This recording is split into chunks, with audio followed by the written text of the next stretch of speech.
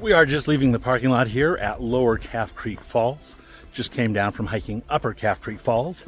Had a fun little delay when I got back to cell service. Had someone who'd emailed me about a job, and actually a second one. So sent 2 resumes off while I still had cell service. And now down here doing another hike. Part of me is bummed that being out in this beautiful place is interrupted by those thoughts, but the opposite is really how I'm thinking about it.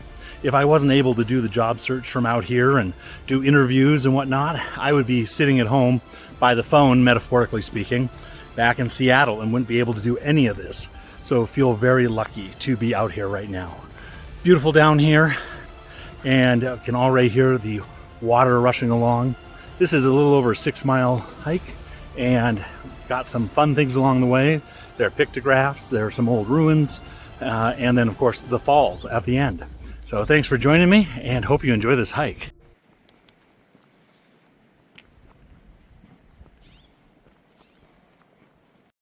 Trailhead ahead right here, but just for fun, gonna walk down. Here's a ford of Calf Creek.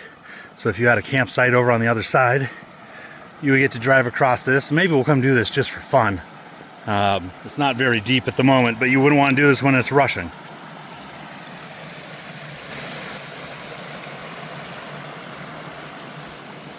Oh, there's fish up here. Let's see if we can get a good shot of them.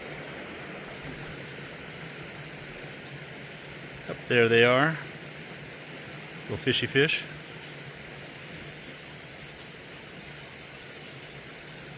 Actually, there's lots of them in there.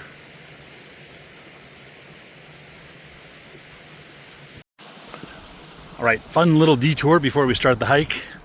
Now here we are on the actual start of the hike. Feet are on the trail. Coming up to the registry, we'll sign in. Right, we are signed in. We are now on our adventure, officially.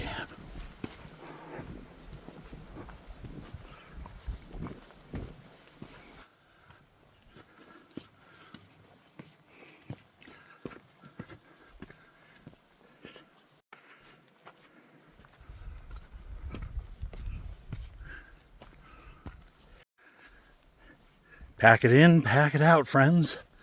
This makes me think of 90s rap song.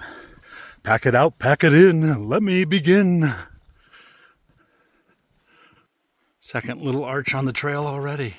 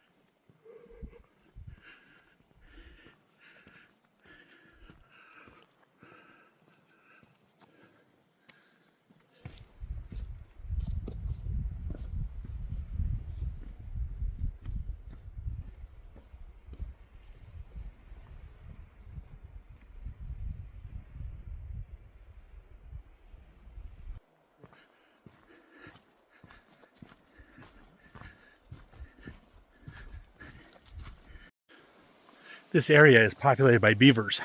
So there are beaver dams and beaver canals all through the lowlands, which means as opposed to being a single stream channel, it's a series of interwoven channels and really a wetland out there, which is great for the environment, helps keep water in the ecosystem much longer, helps slow down flash floods. A number of things the beavers do that are very helpful.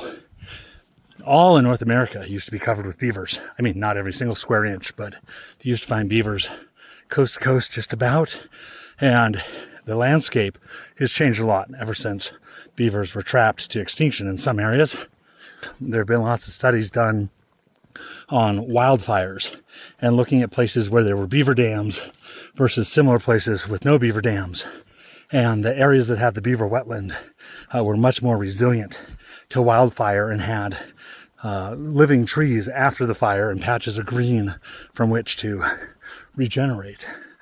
So you can tell I've gone down a YouTube rabbit hole learning about beavers over the last year. I thought they were pretty cool animals. And now I have a much bigger, a damn good appreciation, if you will, for these pesky rodents. There are various interpretive points along the trail. I wanted to get to number 5 because up there, high in the cliffs, are granaries from the Fremont people. I don't know anything about the Fremont people, really, so I'm going to do some reading up, and Future Spencer is going to do some voiceover about the Fremont people. Hey there, friends. This is Future Spencer doing the promised voiceover. From spending some time on Wikipedia, I learned that the Fremont culture, or Fremont people, is a pre-Columbian archaeological culture named after the Fremont River in Utah. And I'm seeing some conflicting dates saying that they were around from AD 1 to 1300. I've also seen kind of AD 300 to the 1300s. Either way, lived there for a long time. There's also some contention between archaeologists and historians if this was a single unified culture or multiple different cultures. The Fremont people were hunter-gatherers, and they also were agriculturalists, growing things like corn, beans, and squash along waterways and floodplains.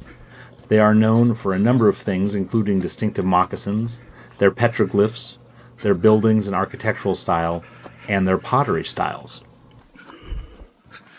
More beaver ponds down there.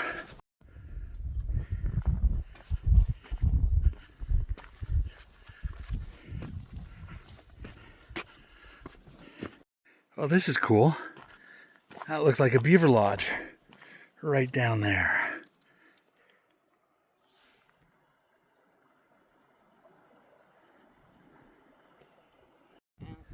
See him?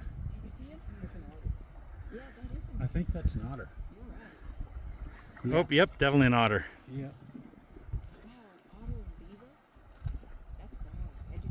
We didn't get a beaver, but we did get an otter, which is still pretty fun.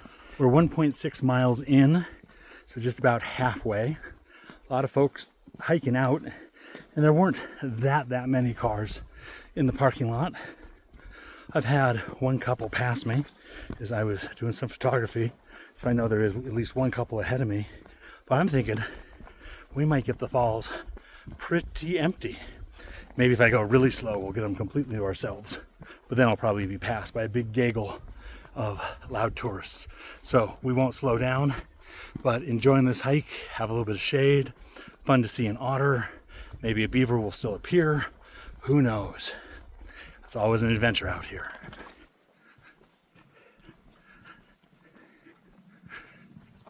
Reminds me of the scene in Jurassic Park where they run through the high grass and the raptors are picking people off one by one.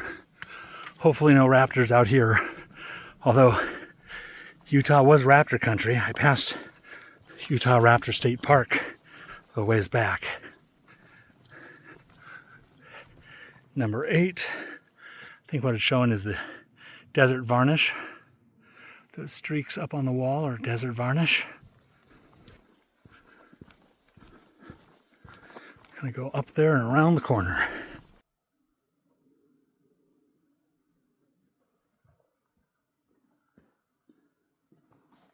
Beautiful day, friends. About to get to a waterfall.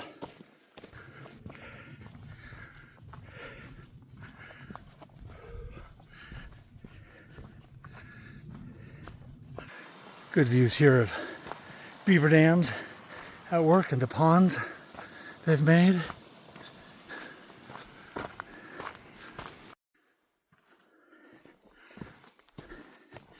Feel the canyon's changing a bit.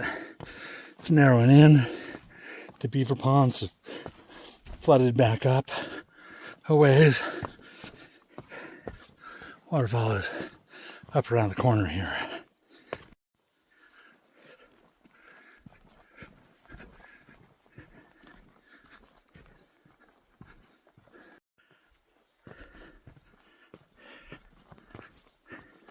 just passed a couple hiking out, and I asked them if there are many people left at the falls, and they said no, only 2.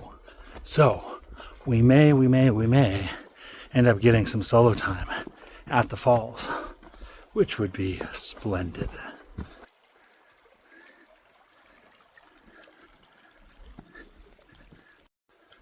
Last people at the falls just hiked out, confirmed there's no one else up there. So it is going to be all ours, friends, for a little bit. Unless someone comes up behind me, which could well happen.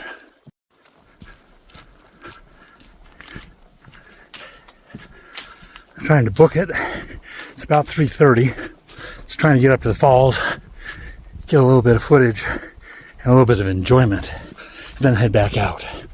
I've stopped and talked to too many people on the trail.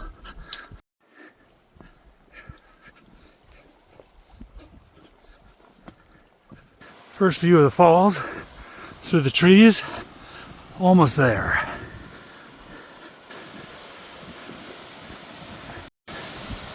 Hey, hello there, Lower Calf Creek Falls.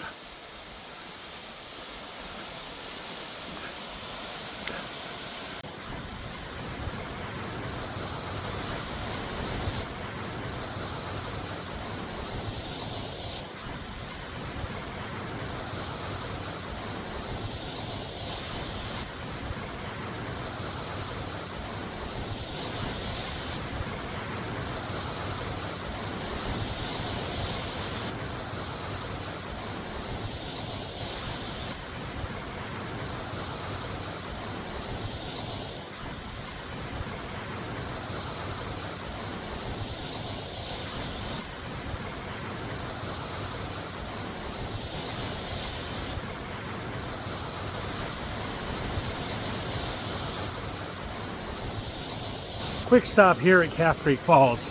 It's just about 3:40 in the afternoon. We've got about 2 hours to hike out if I don't dawdle and take too many photos. And it's gonna get dark somewhere around 6, but as you can see, this part of the canyon is already completely in shadow. So, gonna hurry out. We got a beautiful hike out ahead of us, and the light is gonna be incredible. I do have flashlights and backups in case it gets too dark too soon, but we shouldn't have an issue with that if all goes to plan. Hard to tell from down here. Those look like stacked rocks. Yeah, as I zoom in. So we got ruins up in that alcove. Right up there through the tree. We timed that well. I just had 2 groups hike in. So we got the falls all to ourselves, and I'll admit, I feel a little bit better knowing there's some folks behind me on the trail.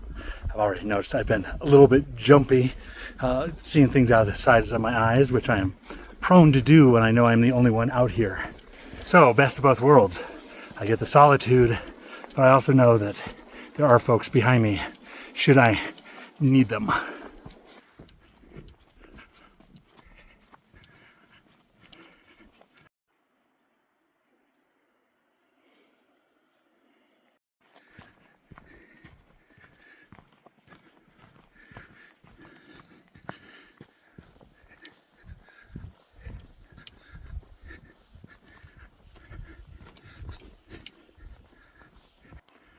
Campground is back in sight. We are getting close.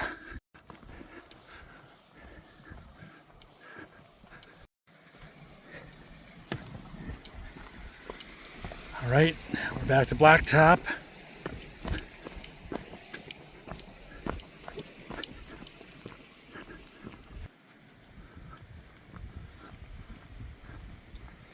Gold and blue.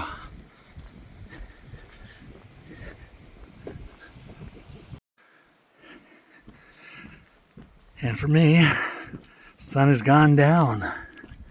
Now, I'll drive out of the canyon and get the sun again. But it is down in the canyon.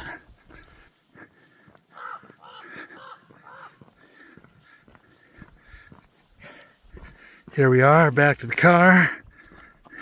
Tag, we're done. Back at the car, total mileage was 6.65 miles, about 770 feet of elevation on that hike. Again, beautiful day. Feel like I was about to run out of daylight. I want to ask you all, There were groups that were going in here, and I don't think they're going to make it to the falls and back before it's dark. And I didn't know if they had flashlights, and I didn't think they were going to hike fast enough to do it. What would you do in that situation? I will admit, the last fellow I passed, I just said, "You going all the way to the falls?" But would you have said something earlier and said it to other groups? I was really debating what to do on that. All told, this has been a great hike, a great day with both Upper and Lower Calf Creek Falls. Very happy, and thanks for coming along. If you haven't hit subscribe, please do so. See you on the next adventure. Happy trails.